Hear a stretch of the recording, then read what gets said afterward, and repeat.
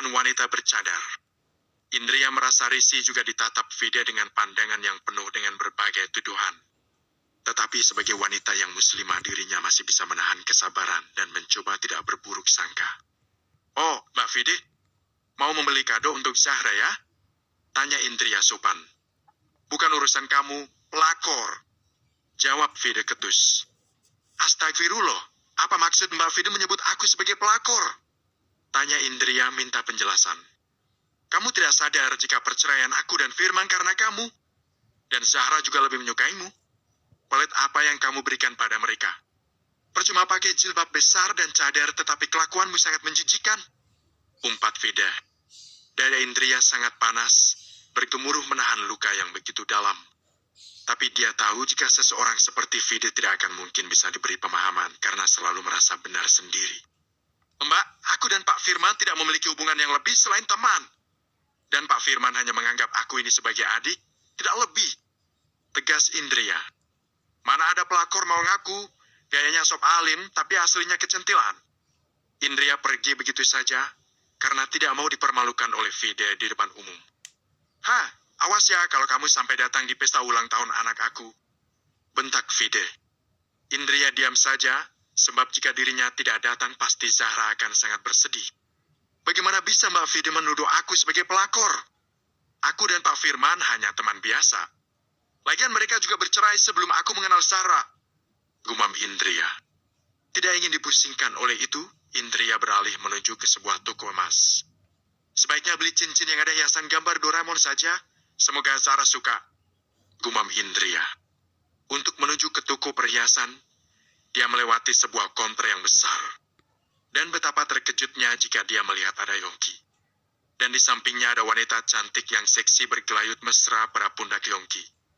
Astagfirullah, padahal sebentar lagi dia akan menikah denganku tapi masih seperti itu. "Ya Rob, apakah ini adalah jodoh yang kau takdirkan kepada hamba? Mampukah hamba bertahan?" gumam Indria. Sebenarnya dia memang masih ada kesempatan untuk menolak, tetapi rasa bersalah akan selalu menghantui jika tidak melaksanakan wasiat abahnya. "Aku harus bagaimana, ya Rob?" Indria sudah berusaha berjalan cepat agar Yongki tidak melihatnya. Tetapi siapa sangka jika pemuda itu justru menyusul sambil membawa pacarnya. "Yongki, kalung ini bagus sekali," ucap Sinta. "Kamu bisa pilih mana yang kamu mau," jawab Yongki. Indria pura-pura tidak mendengar dan justru merasa risih dengan kemesraan mereka berdua yang ditunjukkan di depan umum. Setelah menemukan apa yang dicari, dia segera membayar dan pergi. "Indria, kenapa kamu buru-buru? Tidak mau berkenalan dengan pacarku?" teriak Yongki. Indria berhenti, dia tidak mau seakan dirinya menjadi wanita lemah yang mudah ditindas. "Ada apa, Mas Yongki?" sapa Indria santai. "Aku kenalkan dulu, dia adalah Sinta pacar aku. Cantik dan menarik kan?" balas Yongki. "Oh perkenalkan namaku Indria.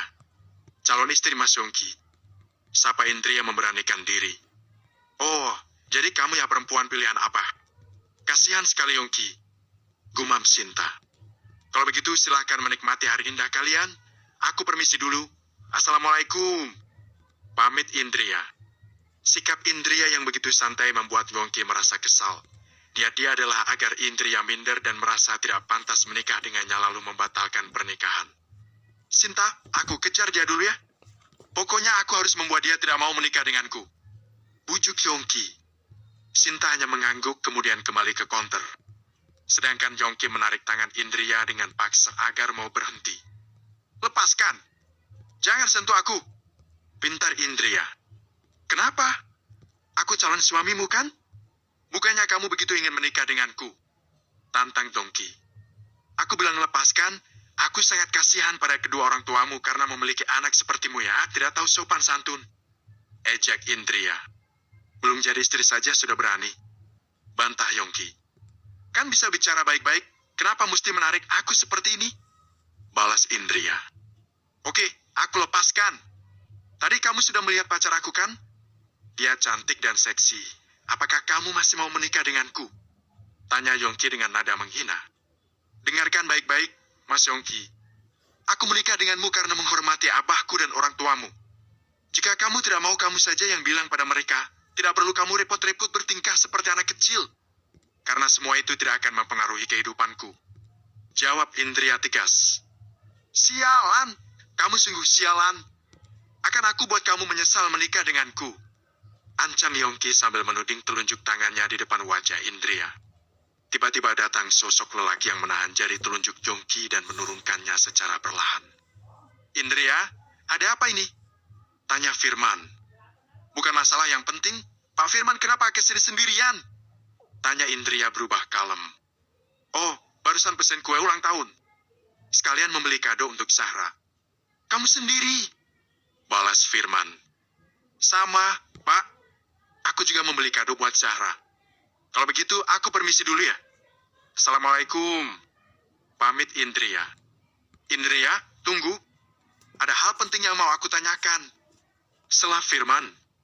Lebih baik sambil duduk di sana yuk, Pak. Sekalian membeli minuman aku kehausan.